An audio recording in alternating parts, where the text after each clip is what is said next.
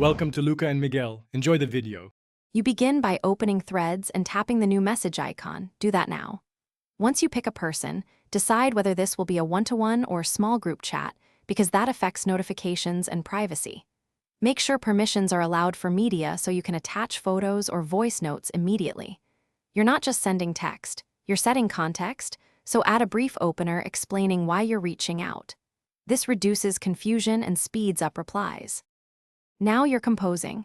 Use clear, short sentences and at mentions to target participants. That keeps responses relevant. Once done, attach images or link posts for context, press the plus or paperclip and pick media.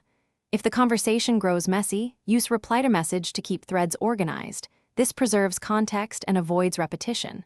For quick feedback, add reactions instead of typing. They're faster and reduce noise. Finally, check delivery status and resend if a message failed. To wrap up, archive or mute conversations you don't want active. This keeps your inbox tidy while preserving history.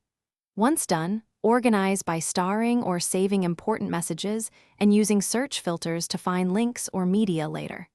If someone doesn't receive your message, first verify network connectivity and that Threads has background data permission. Then update the app and ask the recipient to check their message requests. As a quick fix, resend the message or restart the app. Often that resolves delivery hiccups. Thanks for watching and please subscribe. It's the best investment you'll ever make.